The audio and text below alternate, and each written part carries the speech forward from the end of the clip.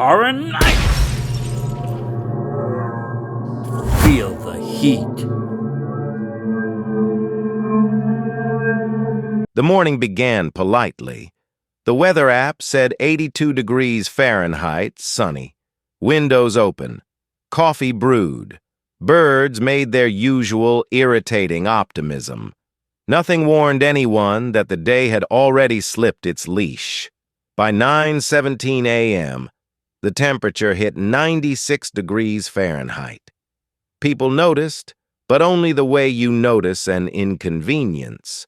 Sweat, complaints, a few jokes about summer arriving early. Air conditioners kicked on across the city, a mechanical sigh rising from millions of buildings at once.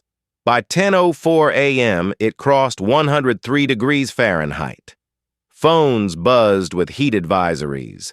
Schools canceled recess. Construction sites shut down. Asphalt began to soften, shoe soles sticking for half a second too long. Metal railings burned palms. The sun felt closer, heavier, like a presence leaning in. At 111 degrees Fahrenheit, the first skin blistered. A jogger collapsed 3 blocks from his apartment. Not from exhaustion, from contact. His hands slapped the pavement as he fell, and the skin on his palms cooked instantly, splitting open like meat left too long on a grill. He screamed until the scream dried in his throat. By noon, it was 127 degrees Fahrenheit. Liquids started to behave strangely. Bottled water grew hot to the touch. Soda cans hissed and ruptured. Public fountains steamed faintly.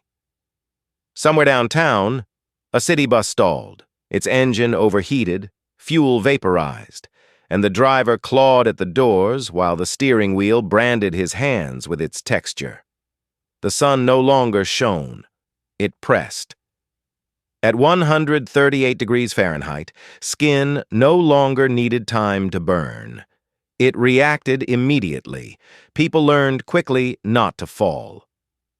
A woman tripped outside a grocery store and lost her face to the sidewalk, not metaphorically, literally. The concrete scorched her cheeks and lips into bubbling ruin before anyone could pull her away. Her screams smelled like cooked fat. At 145 degrees Fahrenheit, the air itself felt sharp. Breathing hurt.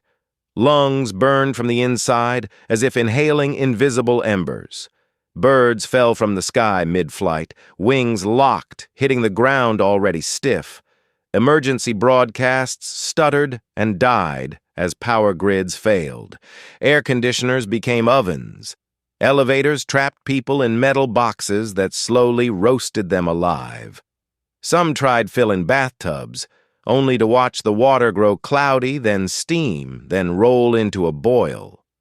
At 160 degrees Fahrenheit, blood changed. People who ran felt it first. A thickening in their veins, a syrupy drag behind their heartbeats. Nosebleeds started, then stopped. Not because they healed, but because the blood partially cooked before it could flow. Hospitals became slaughterhouses. IV bags sagged and burst. Surgical tools burned through gloves. Patients fused to beds. Doctors stripped naked and still blistered. One nurse, delirious, tried to drink saline before it scalded her throat shut. At 173 degrees Fahrenheit, the sun felt alive. Not angry, hungry.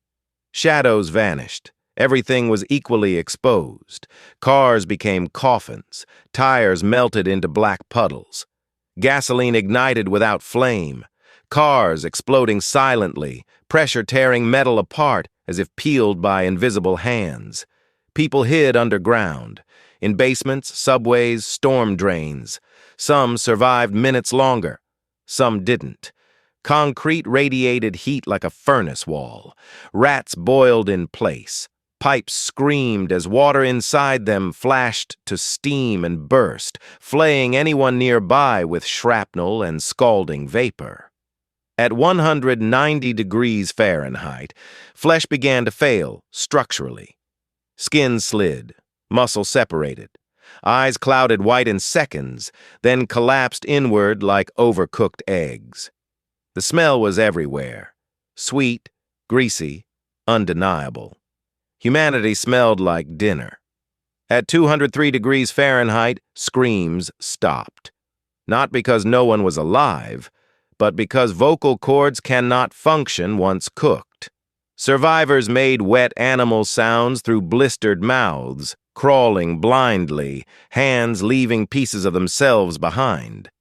At 212 degrees Fahrenheit, water boiled. So did people. Blood in exposed veins frothed, organs ruptured, bodies convulsed briefly, then stilled, steam rising from them in ghostly columns. Entire streets looked like open kitchens, heat rippling, corpses gently simmering where they fell. The sun did not move. It stayed. And when the temperature kept rising, 220, 230, there was no one left to measure it. Only the sound of structures collapsing, the hiss of evaporating oceans, and a planet finally learning what it feels like to be cooked alive under something that never needed to get closer. It had always been watching. Today, it decided to finish the meal.